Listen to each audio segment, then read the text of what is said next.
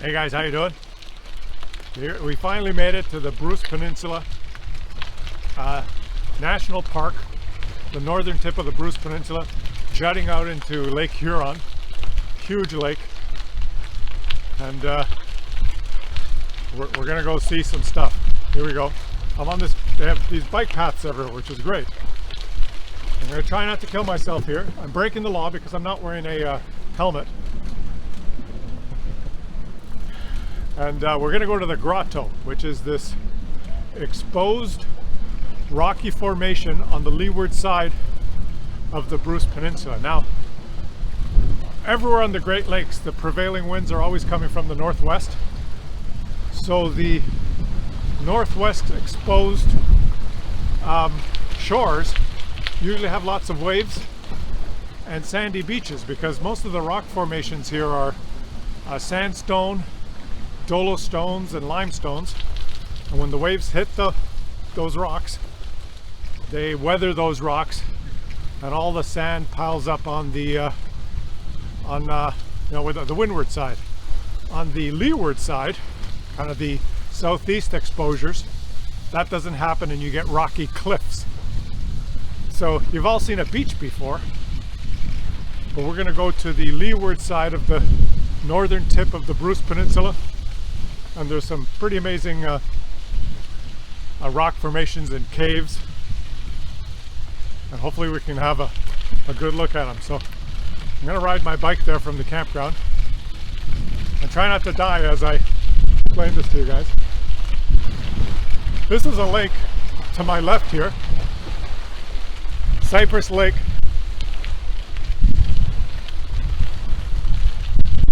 Which is good for swimming, it's warm. Lake Huron is freezing cold, but I'm going to go in. I'm going to jump in. It's harder for me to go into a warm lake along a beach where it gets deeper slowly, and you have to walk out slowly. You know, the water hits your ankles, then it's your knees, and it moves up. And I always hesitate before, just as the water's going to touch my pee-pee. I can't. It takes me forever to get in. You take a step. Whoo! You can't. I'd rather go in cold water by jumping off a cliff. Just going right in. You know, that's me. Just get right in there. Oh, we got some traffic here. Let's see if I can get through. The great outdoors. The great outdoors. And there's lots of swampy areas here. It's all full of cedars, which grow in very swampy type areas.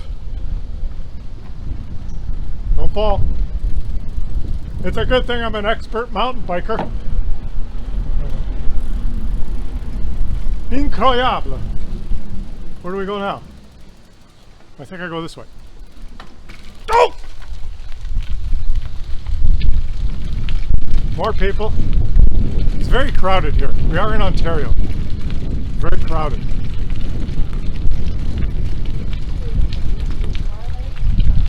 This is the right way? Yep, on the bike beyond here, sir. No bike. What's that? No bikes beyond here. You have to leave them on the bike rack, I'm sorry. No bikes? It's not a multi-trip. It's an important sign. Have a great time. Apparently I'm not allowed to ride past this point. Right. No, actually, bye. Just back up. Well, what is Bike that? rack is. There's a bike rack just right there, and that's probably where you need to Are we going to... Sorry. That's okay. I'll follow the rules, but so you're not allowed to ride past here. No, not. You have to stop here. These people, I stopped them. They left their bikes. There's a bike rack a little farther out, sir. Okay. Sorry. Bye. And that goes to the grotto? Yes, it's a walk to the grotto. It takes about 20 minutes. 20 minutes. Yep.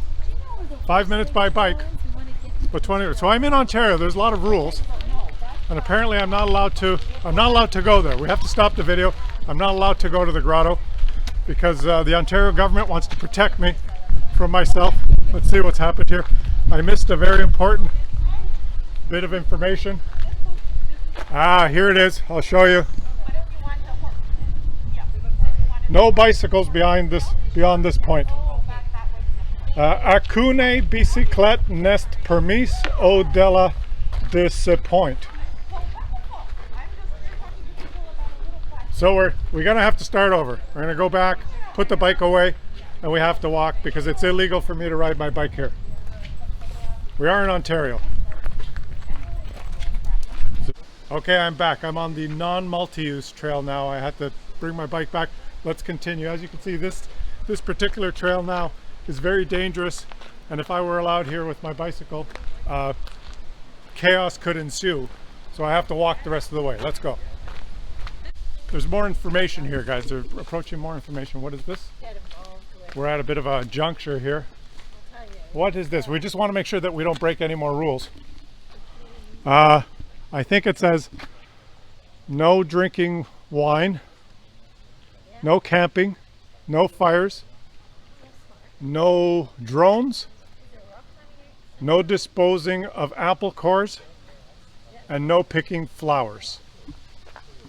They cut. No fun for you! As you can see, they reinforced the end of bicycle trail because obviously this bridge here is not very sturdy, and if a bicycle tried to cross this bridge, there would be a chance that it could barge through these barricades and land into the river behind me, or possibly leap over this barrier and land into the swamp. This is a very dangerous cycling area. We must proceed on foot. Getting a little bit more, oh wait a minute, what? Uh-oh. Authorized personnel only. Réserve au personnel autorise. I think I made a wrong turn. Continuing down this absolutely treacherous path. Thank God they've restricted bikes from being, oh, wait. I think this is it. This is what they were, there is an obstacle.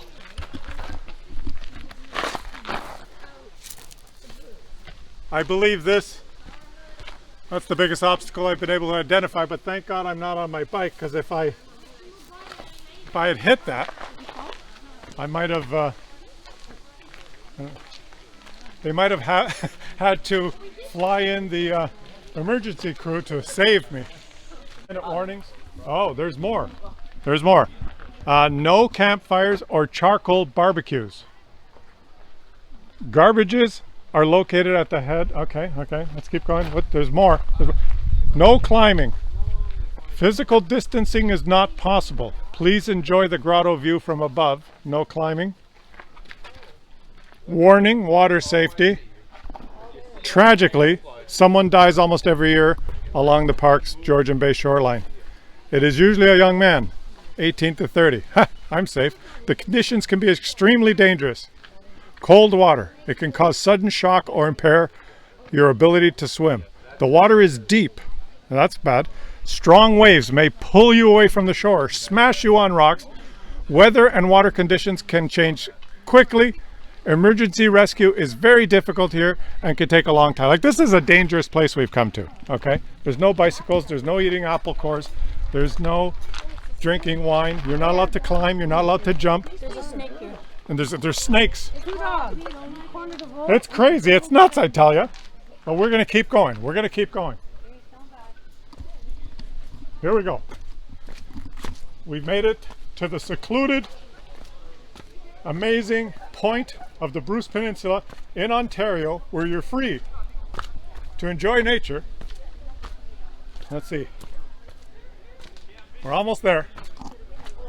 We're almost there. Here we go.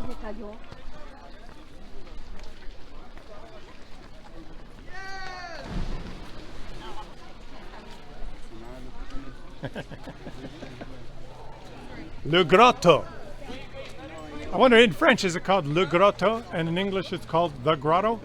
We have to have two signs, I think. Oh, wait a minute, there's one more sign. Caution, area is unsupervised.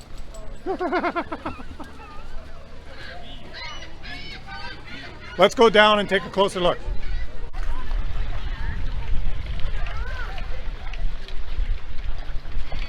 Are you noticing the rock and geological formations? Or are you too busy looking at the woman in the bikini? So what you have here is layers of sandstone and dolostones piled up on each other. You can see the weathering on the bottom here, and the cliff moving up. And what happens is the waves, since the the windward side. Is this the windward side? No, it's the leeward side.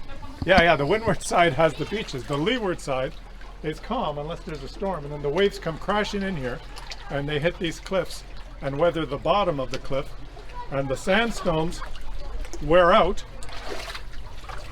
You can have a close look here, and they wear out like this, and so the bottom wears faster than the top, and so the bottom wears out and causes these caves, and then eventually the top falls down and the cliff keeps moving back without just becoming a pile of rubble. That's how Niagara Falls works too. There's sandstone layers capped by a limestone layer, and the water flows over the limestone and falls over the falls, and the turbulence erodes the sandstone below, and so below the falls is hollow, and it keeps receding until a piece of the limestone top falls off, and the falls, the Horseshoe Falls, continue to recede, but they don't turn into rapids. If it was just all sandstone or all limestone, it would just erode evenly and they'd eventually become rapids. But we have the Horseshoe Falls just because of the way the geology is, and that's what's happened here. Oh, Kim's very good. It's cool. The water's freezing, but I, Klaus Kellerman, am going to swim.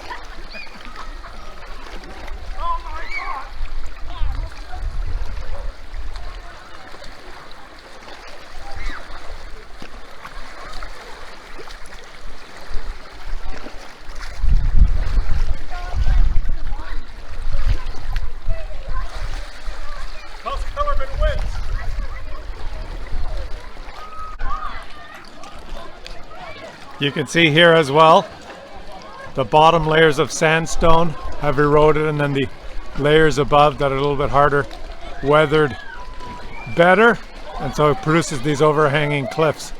And then the storms wash away all the sediment, so it's just clean rock all the way out to the lake. And you get this all along the eastern edge of the Bruce Peninsula. Very nice.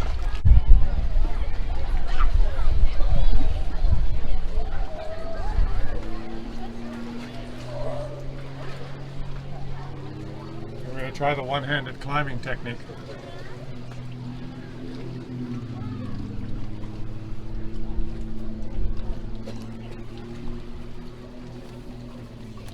It's easier without a phone. There we go.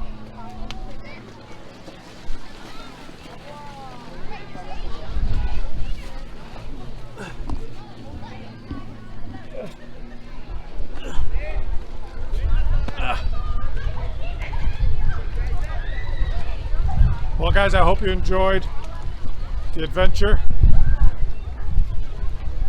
on the edge. I'm on the edge here. I'm living on the edge, guys. Hey, I hope you enjoyed the video. I had fun. All in all, despite all the rules, it was a pretty cool place. Come and visit sometime. I'll catch you on the next one.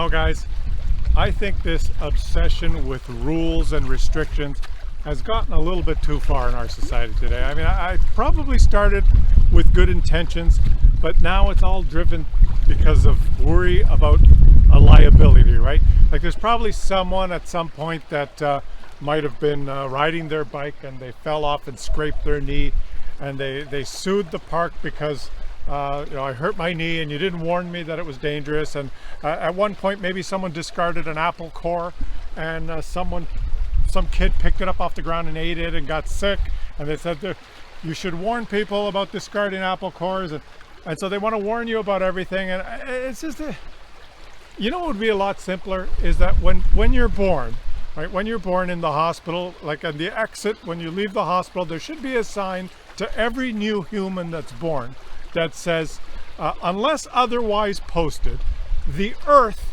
is a unsupervised and dangerous place. Please live at your own risk. You know, and that would pretty much cover all of it, and we wouldn't have to worry about all these freaking rules. I don't know, do you think that would work?